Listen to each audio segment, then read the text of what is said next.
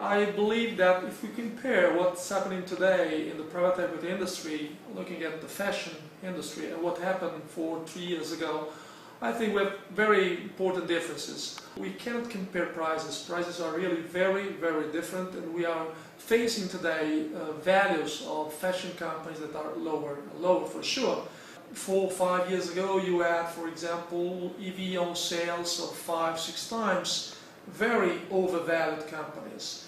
Today the same multiples, so EV on sales as an example, you can have 2.5, not more, as an average, and sometimes also less. Finance in the past was really very, very relevant. We had a lot of deals financed through leverage, so LBO.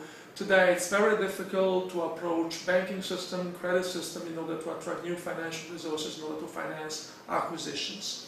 A third main difference that I'm looking at is that today you must have, as private equity managers, a lot of specific and specialized competencies about the industry.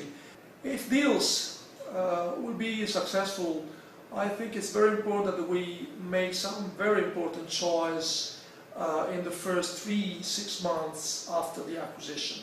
It's very critical, this initial period, because you must show the organization, people working into the company, and all the stakeholders, the external stakeholders, that the new shareholder, the private equity fund that both the company is able to change the situation.